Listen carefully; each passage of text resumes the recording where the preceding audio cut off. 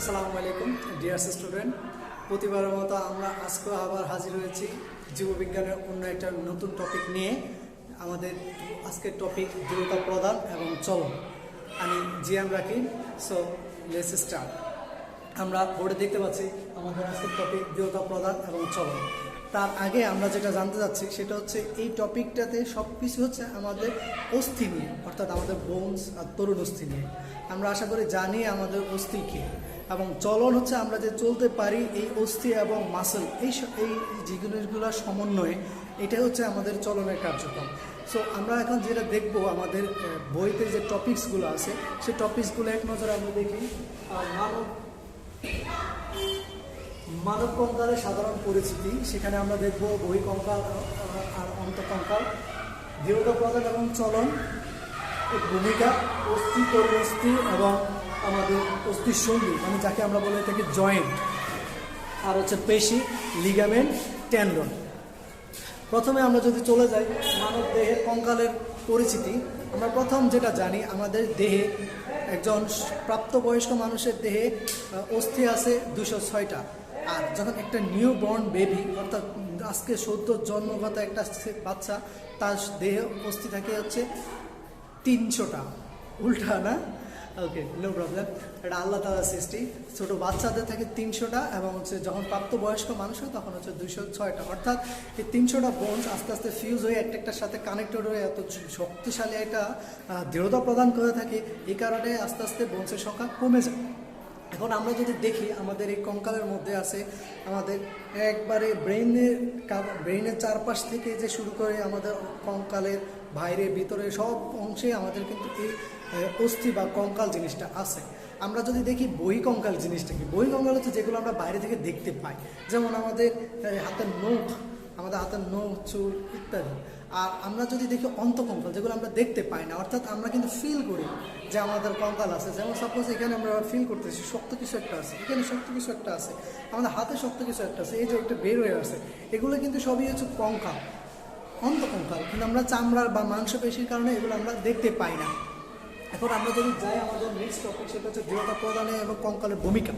এই কঙ্কাল আমাদের অনেক কাজ করে থাকে, এক কথা অনেক কাজ করে। অর্থাৎ আমি যখন দাঁড়ায় আছি, আমি যে এখন মুভ করতেছি, আমি যে একটা কলম ধরছি, আমি যে একটা চলাফেরা করি, দৌড়াদৌড়ি করি, লাপাচাপি করি, এই সব কিছু কিন্তু আমাদের কঙ্কালে না থাকলে কিন্তু সম্ভব হতো না।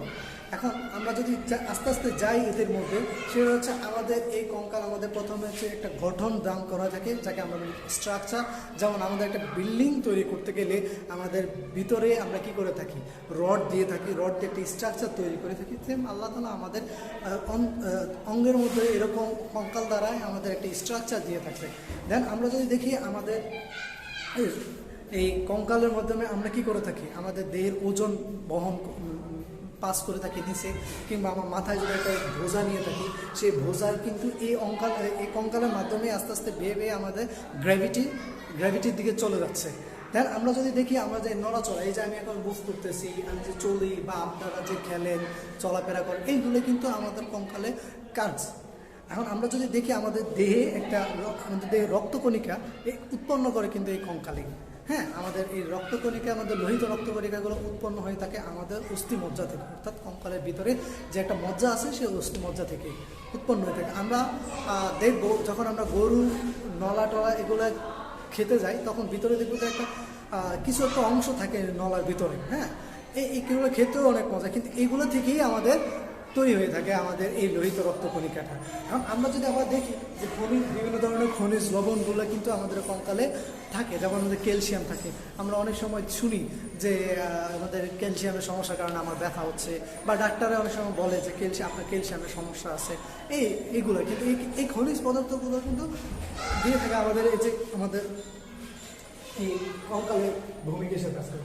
এখন আমরা অস্থি, তরুণ অস্থি কিংবা হচ্ছে অস্থি সন্ধি বা জয়েন্ট সম্পর্কে যদি জানি, অস্থি যদি ইংলিশ বলি সেটাকে বলা হয় থাকে বোনস, যেটা খুব শক্ত একটা জিনিস, খুব হার্ড ফর্ম। আর যে তরুণ অস্থি যেটা, সেটা হচ্ছে আমরা নরম একটা জিনিস, খুব নর্মাল একটা জিনিস। যেমন এই যে আমাদের কানের পিনা, তারপর যে নাকের অগ্র অংশ, এরকম আরও অনেক নরম নরম তরুণ অস্থি আছে, ঠিক আছে। আর হচ্ছে অস্থি সন্ধি বা জয়েন্ট, আমাদের প্রত্যেকটা জায়গায় জয়েন্ট আছে। হ্যাঁ, এবং এক একটা জয়েন্ট তৈরি হতে 2 বা তার বেশি বোনস লাগে। এই যে আমার একটা শোল্ডার একটা জয়েন্ট, এখানে এলবো একটা জয়েন্ট, এই রিস্ট একটা জয়েন্ট, ঠিক আছে, এই যে ফিঙ্গারগুলোর মধ্যে মুভ করতেছে এইগুলো একটা একটা একটা জয়েন্ট, ঠিক আছে, আমার হাঁটু একটা জয়েন্ট, আমার পায়ে অ্যাঙ্কেল, হ্যাঁ, এটা একটা জয়েন্ট যেটাকে আমরা টাকনু বলে থাকি। এখন আমরা যদি আগে দেখি অস্থি সম্পর্কে জানি, অস্থির যে একটা কাভারিং আছে, সব কিছুর কিন্তু কাভারিং আছে, যেটা আমরা বারবার আলোচনা করতেছি। অস্থির একটা যে কাভারিং আছে তাকে বলছে অস্টিওসাইট। আমরা জানি আমাদের সব কিছুর একটা কাভারিং আছে, আমাদের অস্থির একটা কাভারিং আছে। এই অস্থির এই কাভারিংটাকে আমরা বলে থাকি পেরিওস্টিয়াম, এবং এই অস্থি হচ্ছে প্রায় 40 থেকে 50 ভাগ পানি দ্বারা গঠিত হয়ে থাকে। এবং কিন্তু এই 40 থেকে 50 ভাগ পানি আছে ঠিকই, বাট এখানের মধ্যে যে জিনিসটা হচ্ছে 40% হচ্ছে জৈব, আর হচ্ছে 60%-এর মতো আছে অজৈব পদার্থগুলো থাকে। আর আমরা যদি তরুণ অস্থির দিকে যাই, যেমন নরম জিনিস যেগুলো আমরা কটকটে বলে থাকি অনেক সময় এলাকার ভাষায়, এই যে আমাদের কানের পিনা, আমাদের নাকের অগ্র অংশ, এরকম আরও অনেক তরুণ অস্থি আছে। তো এগুলো আসলে এখানে এক ধরনের কন্ডিন নামক রাসায়নিক পদার্থ থাকে, এবং এই আবরণটাকে, মানে এই তরুণস্থির একটা আবরণ আছে, তরুণস্থির আবরণ থেকে বলা হয়ে থাকে পেরিকন্ড্রিয়াম। এবং এই তরুণস্থিটা আসলে আমাদের একটা যোজক কলার একটা ফর্ম, জাস্ট একটা ফর্ম। আমরা যদি চলে আসি আমাদের সন্ধিতে, অর্থাৎ অস্থি সন্ধি বা জয়েন্ট এমন একটা জিনিস যেটা আমাদের শরীরে সব জায়গায় আছে। আমরা একটু আগে আলোচনা করছি, বা একটা জয়েন্ট তৈরি হতে কমপক্ষে 2টা বোনস লাগে বা তার বেশিও বোনস লাগে, অর্থাৎ 2 বা ততোধিক অস্থি দ্বারা গঠিত যে সংযোগস্থল তাকে আমরা বলে থাকি জয়েন্ট বা অস্থি সন্ধি। এই জয়েন্ট আবার বিভিন্ন রকম হয়ে থাকে, যাকে আমরা বলে থাকি সাইনোভিয়াল জয়েন্ট। সাইনোভিয়াল জয়েন্ট বলতে পারেন আপনার আদর্শ জয়েন্ট, যেমন আমাদের হাঁটু, এটা হাঁটু, এখানে আপনার দেখবেন 2টা বোনস থাকবে, একটার সাথে একটা লাগানো থাকবে, একটা 2টা বোনস থাকবে একটার সাথে একটা। এখানে এই বোনসগুলোর বাইরের যে অংশটা আছে, এই অংশটাতে আপনি দেখবেন যে সেখানে কিছু তরুণস্থি থাকবে, এবং এই জয়েন্টের চারপাশে এক ধরনের ফ্লুইড থাকবে বা পানি জাতীয় জিনিস থাকবে, একে বলা থেকে সাইনোভিয়াল ফ্লুইড। এবং এই জয়েন্টটা আশেপাশে অনেক কিছু টেন্ডন লিগামেন্ট দ্বারা সংযুক্ত থাকবে, এবং খুব একটা শক্তিশালী জয়েন্ট হবে। এখন যদি আমরা জয়েন্টের প্রকারভেদে আসি, দেখব আমাদের জয়েন্টের বিভিন্ন ধরনের প্রকারভেদ আছে। যেমন আমরা বলতে পারি সাইনোভিয়াল জয়েন্ট, আমরা বলতে পারি বল অ্যান্ড সকেট জয়েন্ট, আমরা বলতে পারি ফ্রিলি মুভেবল জয়েন্ট বা ইমুভেবল জয়েন্ট।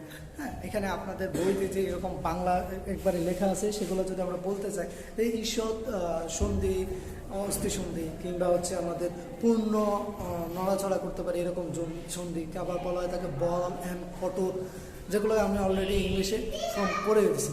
অর্থাৎ কিছু কিছু জয়েন্ট আপনার থাকবে খুব একটা মুভ করতে পারবেন না, যেমন আমাদের বোনস, মাথার স্কেলেটন, এই বোনসগুলা একটার সাথে কিন্তু জয়েন্টের মতো করে লেগে আছে এভাবে, সুচার জয়েন্ট, কিন্তু এই জয়েন্টগুলো মুভ করে না। হ্যাঁ, এই জয়েন্টগুলো মুভ করে না। আমি যেরকম হাত মুভ করতে পারতেছি, আমাদের অস্থির যে কঙ্কালটা আছে সেটা কিন্তু আমরা মুভ করাতে পারি না। কিছু জয়েন্ট আছে একটু কম মুভ করে, হ্যাঁ, কিছু জয়েন্ট আছে অনেক মুভ করে। যেমন আমি এই যে হাতটা নাড়াচ্ছি, এটা কিন্তু অনেক মুভ করে, অনেক মুভ করে। আমি যে আঙুলটা, এটা কিন্তু অল্প মুভ করে, হ্যাঁ, জাস্ট একটা ডিরেকশন, যে কোনো একটা ডিরেকশনে মুভ করে। কিন্তু আমাদের শোল্ডার কিন্তু বিভিন্ন ডিরেকশনে মুভ করে থাকে। হ্যাঁ, এগুলোকে আমরা বলতে পারি হাইলি মুভেবল একটা জয়েন্ট। এরপর আমরা চলে যাচ্ছি পেশি এবং টেন্ডন এবং লিগামেন্ট। পেশি হচ্ছে আমাদের দেহে বিভিন্ন ধরনের পেশি আছে, যেটাকে আমরা বলে থাকি হচ্ছে বিভিন্নভাবে ঐচ্ছিক পেশি, অনৈচ্ছিক পেশি এবং হৃদপেশি। অর্থাৎ যে পেশিগুলো, যে মাংসপেশিগুলো আপনি নিজের ইচ্ছা মতো মুভ করতে পারেন, এগুলোকে বলা হয় ঐচ্ছিক পেশি। যে পেশিগুলো আপনি নিজের ইচ্ছা মতো মুভ করতে পারেন না, সেগুলোকে বলা হয় থাকে অনৈচ্ছিক পেশি। আর কিছু হৃদপেশি, যেটা হার্টে থাকে আমাদের। আমরা যেমন আমাদের এখানে এটা হচ্ছে আমাদের বাইসেপস, এবং আমাদের এই নিচে যে অংশটা আছে এটাকে বলা হয় থাকে ট্রাইসেপস। হ্যাঁ, এখন আমি যদি হাতটাকে, মানে অর্থাৎ আমার এলবো জয়েন্টটাকে যদি আমি ভাঁজ করি, হ্যাঁ, আমি যদি হাতটাকে ভাঁজ করি, তাহলে আমাদের যে এখানে বাইসেপস মাসেলটা ফুলে উঠছে, এবং এই যে ট্রাইসেপস মাসেলটা লেন্থ হয়েছে, স্ট্রেস হয়েছে। এই যে আমি ইচ্ছা করে কিন্তু এই মুভটা করতে পারতেছি, এবং এই মাংসপেশি সংকোচন এবং প্রসারণ করতে পারতেছি। বাট কিছু কিছু আপনার পেশি আছে যেগুলো আপনি চাইলেও আপনি মুভ করতে পারবেন না। এগুলো নিজের মতো করেই ওরা মুভ করবে, নিজের মতো করে, এখানে আপনার কোনো নিয়ন্ত্রণ থাকবে না। আমরা চলে আসি টেন্ডন লিগামেন্ট। টেন্ডন লিগামেন্ট বলতে যে জিনিসটা বুঝি আমরা, তার আগে একটা এক্সাম্পল দিই। আমরা বাড়িতে বিভিন্ন জায়গায় একটা বড় লাঠির আগায় ছোট একটা লাঠি বাঁধি, ঠিক আছে, বিভিন্ন ধরনের আম পাড়ার জন্য বা বিভিন্ন ফল পাড়ার জন্য। এবং বাঁধার জন্য কী করি আমরা, একটা দড়ি দিয়ে যেভাবে বিভিন্নভাবে কাপড় দিয়ে আমরা এইভাবে পেঁচায় বাঁধি, তাই না? সেম আমাদের জয়েন্টটাকে ওই রকম আল্লাহ তাআলা বাঁধে। সেই জয়েন্টটাকে যে জিনিসটা হয়ে থাকে, এই যে আল্লাহ তাআলা যে একটা পাতলা আবরণ, যে পাতলা একটা জিনিসটা দিয়ে জয়েন্টটাকে পেঁচায় রাখছে, এটাকে বলা হয় থাকে লিগামেন্ট। হ্যাঁ, আর টেন্ডন যে জিনিসটা, সেটা হচ্ছে আমাদের মাংসপেশি একবারে শেষের দিকে অংশ একটা দড়ির মতো বের হয়ে যায়, একটা দড়ির মতো জিনিস বের হয়, এটাকে আমরা বলতে পারি টেন্ডন। আপনারা বইতে চিত্র গেলে খুব ভালোভাবে দেখতে পাবেন টেন্ডন এবং হচ্ছে আমাদের লিগামেন্টগুলা। এবং আমরা আমাদের বইতে আর দুটো টপিক আছে, সেটা হচ্ছে একটা বলা হয়ে থাকে আমাদের হচ্ছে অস্টিওপোরোসিস, আর একটা হচ্ছে আমাদের রিউমাটয়েড আর্থ্রাইটিস। অর্থাৎ অস্টিওপোরোসিসকে আমরা যদি বলতে যাই, সেটা হচ্ছে আমাদের বোনসে যে আমরা বলছি যে ক্যালসিয়াম জাতীয় পদার্থ থাকে, ক্যালসিয়াম ভিটামিন এগুলো ঘাটতিজনিত যে রোগটা হয়ে থাকে সেটা অস্টিওপোরোসিস। এবং হচ্ছে রিউমাটয়েড আর্থ্রাইটিস, যেটা গেটে ব্যথা, এটা আমরা বিভিন্ন বৃদ্ধ মানুষদের হয়ে থাকে। অস্টিওপোরোসিসও বিভিন্ন ধরনের বৃদ্ধ মানুষদের হয়ে থাকে। সো আজকের মতো এখানে আমাদের এই টপিকটা শেষ করতে যাচ্ছি। ইনশাআল্লাহ নেক্সট টাইম আবার দেখা হবে ভালো কোনো কিছু নিয়ে। সবাই সুস্থ থাকবেন, ভালো থাকবেন। আল্লাহ হাফেজ, আসসালামু আলাইকুম।